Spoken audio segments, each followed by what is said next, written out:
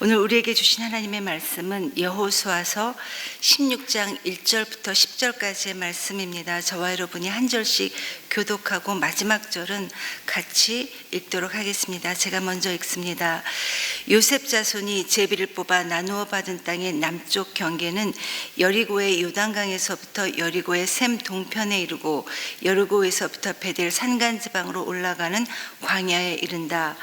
그리고 베델에서부터 루스로 나아가서 아렉 사람의 경계선을 지나 아다롯에 이른다. 서쪽으로는 야블렛 사람의 경계선으로 내려가서 아래쪽 베도롯 경계선을 지나 게셀에 이르고 그 끝은 지중해에 미친다. 요셉의 자손 곧 므낫세와 에브라임이 이 지역을 유산으로 받았다. 에브라임 자손에 속한 여러 가문이 받은 땅의 경계선은 다음과 같다. 그들이 받은 유산의 경계선은 동쪽으로 아다롯 아달에서 위쪽 베도론에 이르고 또 그 경계선은 서쪽으로 나아가 북쪽 민므다에 이르고 동쪽으로 돌아서 디아나 실로에 이르고 그곳을 지나 야노아 동쪽을 지난다. 야노아에서부터는 아다롯과 나아라로 내려가다가 여리고에 미쳐서는 요단강으로 나아가고 또 답보아에서부터 서쪽으로 가서 가나 게울을 따라 바다에 이르러 그 끝이 된다. 이것이 에브라임 자손의 지파에 속한 여러 가문이 받은 유산이다. 므낫세 자손의 유산 가운데는 에브라임 자손 몫으로 구별된 성읍들과 그 주변의 마을들도 있었다. 그러나 그들이 게셀에 사는 가나안 사람을 쫓아내지 않았으므로 가나안 사람들이 오늘날까지 에브라임 지파와 함께 살며 종노릇을 하고 있다. 아멘. 여러분, 우리는 이 세상을 살아가는 동안 정말 많은 선택을 하면서 살아갑니다. 선택의 연속이죠. 그리고 우리가 어떤 선택을 하든지 그 선택에 대한 책임은 오롯이 우리 자신의 몫으로 돌아옵니다. 그래서 잘 선택할 수 있는 지혜가 우리에게 필요한 이유이기도 합니다. 성경에 나오는 그 수많은 이야기들 역시 그들이 어떤 선택을 했고 또 그 선택을 따라 그들이 거두었던 열매가 무엇인지를 우리에게 여실히 보여주고 있습니다. 오늘 우리가 살펴보는 이 여호수아 16장의 말씀은 요셉 지파, 즉 요셉의 자손인 에브라임과 므낫세 지파가 분배받은 땅에 관한 이야기입니다. 이스라엘 백성들이 가나안 땅을 차지하게 되는 과정은 크게 두 가지로 살펴볼 수 있는데, 제일 먼저는 여호수아를 중심으로 해서 이 이스라엘 백성들이 가나안 땅의 주요 거점들, 그래서 그 주요 지역의 성읍들과 그 왕들을 제일 먼저 함락시키는 것이었습니다. 그리고 이제 두 번째로 이스라엘의 각 지파들이 제비 뽑기를 통해서 이제 그 분배된 지역으로, 각 지파들이 분배된 지역으로 가서 그곳에 남아있는 가나안 족속들을 완전히 몰아내고 그 땅을 차지하는 것이 바로 이 두 번째 부분이었습니다. 즉 처음부터 하나님께서 가나안의 모든 땅을 완벽하게 정복한 다음에 그 지파들에게 각 지파별로 나누어 주셨던 것이 아니라 이스라엘 백성들이 먼저 주요 거점들을 정복한 후에 각 지파들은 그 땅을 차지해야, 가서 완전히 쫓아내고 그 땅을 차지해야 되는 이 나머지 과정이 남은 것입니다. 오늘 말씀인 1절부터 4절 말씀을 보니까 요셉 자손이었던 이 에브라임과 므낫세 지파가 제비 뽑기를 통해 분배받은 땅에 관해서 아주 자세하게 나와 있습니다. 그리고 5절부터는 그들이 받았던 이 에브라임 지파의 경계를 아주 자세하게 그려내고 있는데, 그런데 마지막 10절에 보니까 이 에브라임 지파가 게셀에 살고 있었던 이 가나안 사람들을 완전하게 쫓아내지 않고 그들을, 에브라임 사람들 자기네들의 종으로 삼고 그들을 노예로 부렸다라고 이렇게 말씀하고 있습니다. 여러분, 하나님께서 이 이스라엘 백성들에게 가나안 땅을 주시겠다고 이렇게 약속하셨던 것은 이스라엘 백성들로 하여금 손 하나 까딱하지 않고 그 땅을 차지하도록 하신 것이 아니었습니다. 하나님께서 이스라엘 백성들에게 모든 것을 그냥 다 해주셨던 것이 아니라 대신에 할 수 있는 여건을 마련해 주시고, 그 여건 안에서 이스라엘 백성들은 최선을 다해 하나님께서 말씀하셨던, 명령하셨던 가나안 사람들을 완벽하게 내야 하는 것입니다. 하나님께서 그렇게 명령하셨습니다. 마찬가지로 우리들 역시 우리가 아무것도 하지 않아도 하나님께서 모든 것을 우리에게 다 해결해 주시는 것이 아니라 우리로 하여금 무언가를 할 수 있는 여건을 마련해 주시기 위해 지금도 치밀하게 우리를 위해 역사하시고 우리는 그 여건 안에서 최선을 다해야 되는 우리의 몫이 남아 있는 것입니다. 그런데 안타깝게도 지금 우리뿐만 아니라 당시 이스라엘 백성들도 바로 이 부분에서 그들의 최선을 다하지 못했습니다. 신명기 7장 1절 2절 말씀을 보면 하나님께서 내 하나님 여호와께서 그 가나안 족속들을 너희들에게 넘겨주어서 너희로 하여금 그들을 완벽하게 치게 하실 것인데 그런데 그때 너희는 그들을 진멸해야 한다.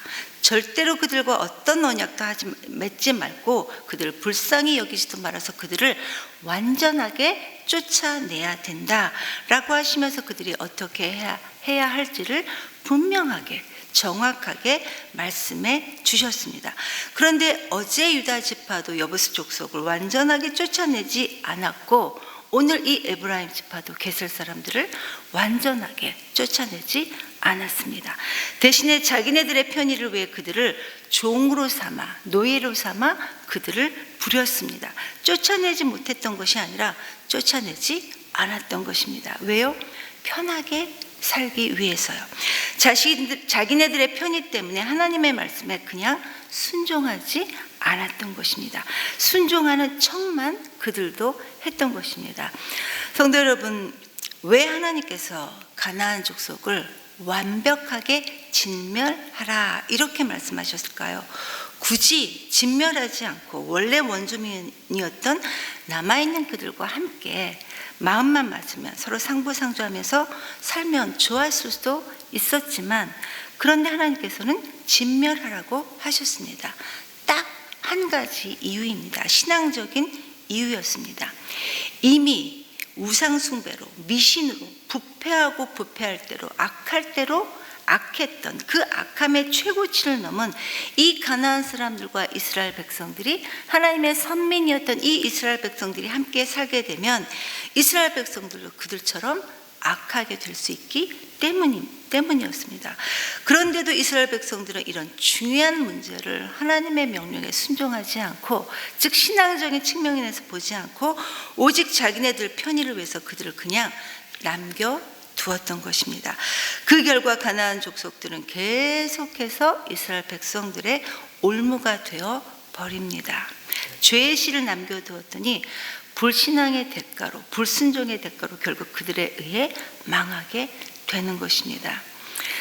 그런데 여러분, 이런 불순종은 이들뿐만 아니라 이미 여호수아에게도 발견됩니다. 우리가 잘 아는 대로 하나님께서는 여호수아한테 너는 이스라엘 백성들을 이끌고 가나안 땅에 들어가서 그들을 하나도 남기지 말고 완전히 진멸해서 그 땅을 너희들의 기업, 이스라엘의 기업으로 삼을 것을 명령하셨습니다. 그리고 실제로 하나님께서는 그들과 함께 해주셔서 모든 왕들을 쓰러뜨렸습니다. 그런데 그렇게 이들이 잘했는데 하나님과 함께함으로 잘했는데 여호수아서 11장 21절을 보면 이런 말씀이 기록되어 있습니다. 여호수아가 그들의 성읍들과 아낙 사람들을 남김없이 다 진멸시켜 하나님께 바쳤습니다 라는 이 보고를 하면서 22절에 슬그머니 그런데 그 땅에는 가사와 가드, 아스돗에 조금 남아있을 뿐입니다 라는 이 불순종의 보고를 은근슬쩍 같이 하고 있었던 것입니다. 하나님께서는 분명 그들에게 하나도 남기지 말고 다 진멸하라 이렇게 말씀하셨는데 아주 조금 남겼습니다 라고 하면서 순종하지 않았다라는, 완벽하게 하나님의 말씀에 순종하지 않았다는 사실을 지금 이렇게 흘리고 있는 것입니다. 그런데 그 남겨둔 가사에 나중에 어떤 일이 발생합니까? 여러분, 이 가사라는 도시는 블레셋의 아주 중요한 도시 중에 하나였습니다.